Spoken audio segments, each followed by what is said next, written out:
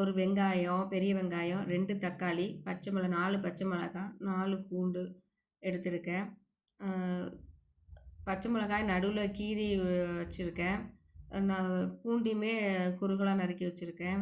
தக்காளி எல்லாமே நறுக்கினதை அந்த பருப்போடு போட்டுட்டு பீர்க்கங்காயும் அந்த பருப்போடு சேர்த்துக்கோங்க.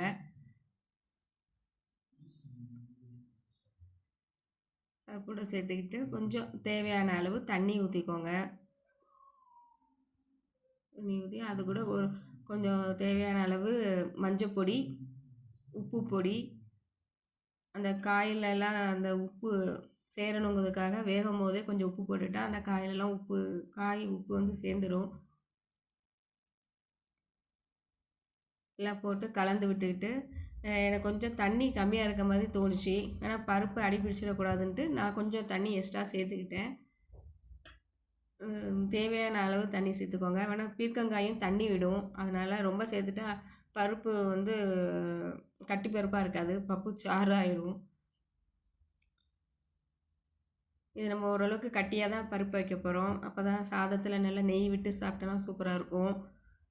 எல்லாம் சேர்த்து கலந்து விட்டுட்டு நம்ம குக்கரை மூடி வச்சுட்டு 2 விசிலுக்கு விடணும். எனக்கு 2 விசிலில் நல்லா வெந்துடும். எனக்கு எப்போவுமே நான் தான் 2 விசில் தான் விடுவேன் இந்த மாதிரி பருப்புலாம் செஞ்சால். உங்கள் வீட்டில் எப்படி பழக்கமாக செஞ்சுக்கோங்க. நல்லா வெந்துடுச்சு, எல்லா காயும் பருப்போடு சேர்ந்து நல்லா வெந்துடுச்சு. இதை நல்லா மசிச்சு விடணும். மற்ற இருந்தால் மற்ற வச்சு மசிக்கலாம். எனக்கு நல்லா வெந்திருந்ததுனால நான் கரண்டியை வச்சு எல்லாமே மசிச்சு விட்டுக்கிட்டேன். அதுக்கு தேவையான அளவு கொஞ்சம் காரப்பொடி, மிளகாப்பொடி தான் போட்டிருக்கேன். காரம் கம்மியாக சேர்க்கறதுனால நான் காஷ்மீரி சில்லி பவுடர் போட்டிருக்கேன். நீங்கள் சாதா மிளகாப்பொடினாலும் சேர்த்துக்கோங்க.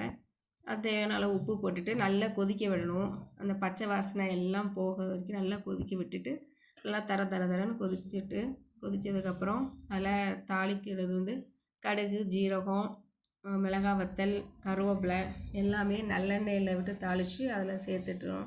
பருப்போடு சேர்த்துடணும். கொத்தமல்லியும் அது மாதிரி சேர்த்துட்டு நல்லா கொதிக்க விடுங்க. கொஞ்சம் நேரம் கொதிக்க விட்டு ஸ்டவ் ஆஃப் பண்ணிட்டிங்கன்னா ரெடி ஆயிடும். தேங்க்யூ.